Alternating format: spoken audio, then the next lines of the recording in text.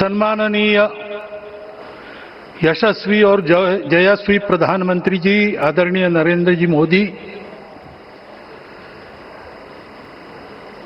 हमारे उत्तर प्रदेश के सम्माननीय मुख्यमंत्री जी श्रीमान योगी जी, राज्यपाल महोदया, मंचस्थ सभी मान्यवर, उपस्थित सज्जन, माता भगिनी, आज हम सबके लिए एक सार्थकता का दिवस है। इतने लोगों ने सपना देखा, इतने लोगों ने प्रयास किए, इतने लोगों ने अपने प्राण अर्पण किए। आज उनकी स्वर्गस्थ आत्मा तृप्त हुई होगी। आज वास्तव में अशोक जी को वहां शांति मिली होगी।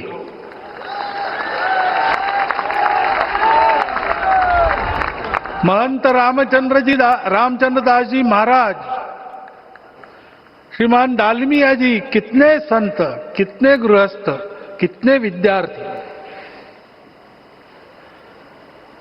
उन्होंने अपना प्राणार्पण किया, अपना पसीना बहाया। जो पीछे रहे वो भी रोज ये इच्छा मन में व्यक्त करते रहे कि मंदिर बनेगा बनेगा, बन गया। और आज उस मंदिर निर्माण की शास्त्रीय प्रक्रिया पूर्ण हो गई, ध्वजारोहण हो गया। राम राज्य का ध्वज जो कभी अयोध्या में फहराता था और संपूर्ण विश्व में अपने आलोक से सुख शांति प्रदान करता था, वो ध्वज आज फिर से नीचे से ऊपर चढ़ता हुआ और अपने शिखर पर विराजमान होता हुआ हमने अपनी आंखों से देखा है, इसी देह में देखा है। ध्वज प्रतीक होता है। इतना ऊंचा ध्वज चढ़ाना कितना समय लगा आप जानते हैं।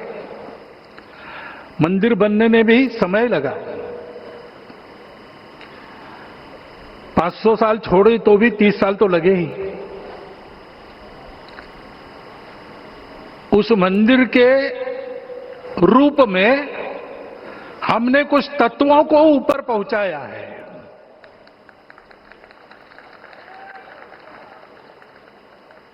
सारा विश्व जिससे ठीक चलेगा,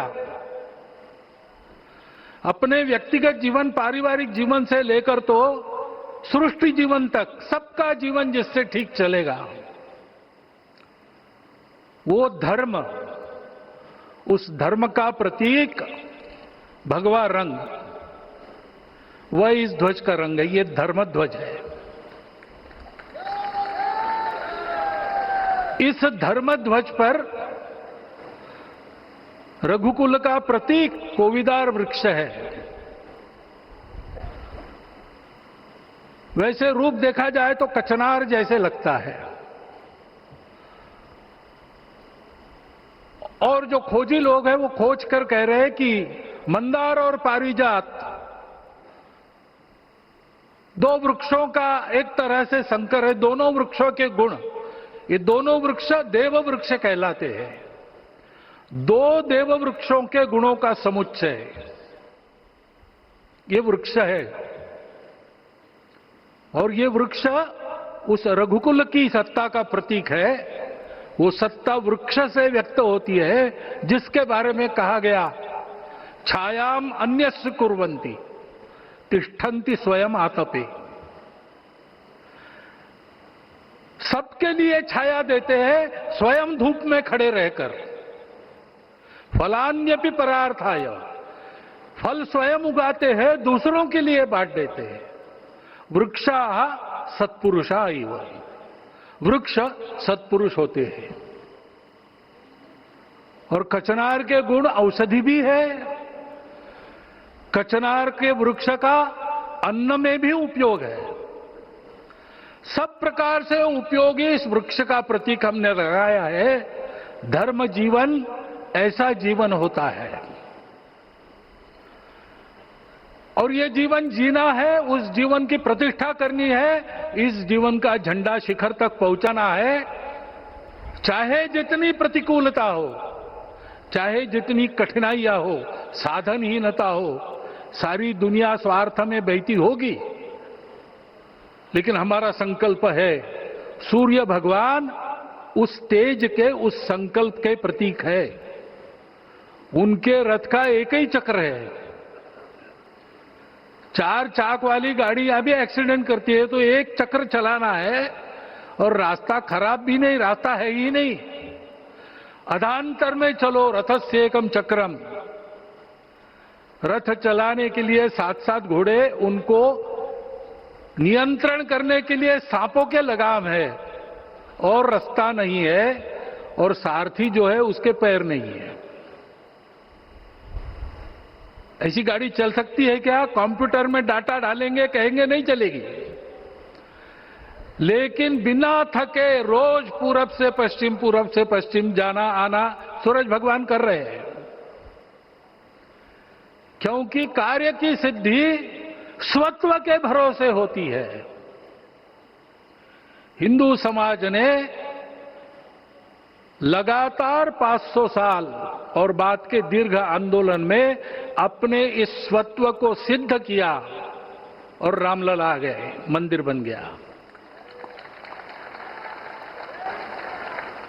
यही बात सत्य पर आधारित धर्म, सत्य जो प्रतिनिधित होता है ओंकार से, वो सारी दुनिया को देने वाला भारत हमको खड़ा करना है। हमारे इस संकल्प का प्रतीक यह राम मंदिर, उसकी प्रक्रिया आज हमने पूरी कर ली है। यह धर्म, यह ज्ञान, यह छाया, यह सुफल संपूर्ण दुनिया में बांटने वाला भारतवर्ष खड़ा करने का काम अपना शुरू हो गया है। उसको, इस प्रतीक को देखकर, हिम्मत रखकर, उसी प्रकार सतत प्रयास करते हुए सब प्रकार की विपरीतताओं में भी हम सबको मिलके करना पड़ेगा।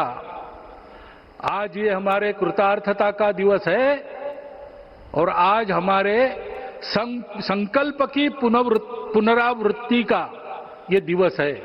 वो संकल्प हमको हमारे पूर्वजों ने दिया है। एतद् देश प्रसूतस्य सकाशाद अग्र जन्मनात्।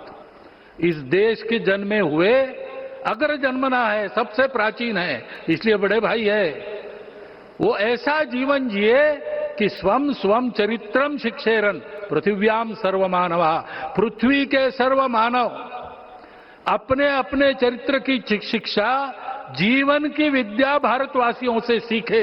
ऐसे भारतवासियों का परम वैभव संपन्न, सर्वशक्ति संपन्न और सबके लिए खुशी बांटने वाला, शांति बांटने वाला, सबको विकास के सुफल देने वाला भारतवर्ष खड़ा करना है। ये विश्व की अपेक्षा है, हमारा कर्तव्य है। मंदिर में श्री रामलला विराजमान है, उनका नाम ले और इस कार्य की गति हम बढ़ाए। इतना एक विषय आपके सामने रखता हूं। जैसा सपना देखा था उन लोगों ने, रामदास स्वामी ने कहा था, स्वप्नी जे देखिले रात्रि ते ते तैसे ची हो तसे। ऐसा सपना उन्होंने देखा था, बिल्कुल वैसा। और मैं कहूं कि उन्होंने जो सपना देखा था उससे भी अधिक भव्य और अधिक सुंदर ये मंदिर बन गया है। हमारे हृदय में वो निश्चय का सृजन करे, तपस का सृजन करे, ये शुभकामना मैं आप सबको देता हूं और मेरे शब्दों को विराम देता हूं।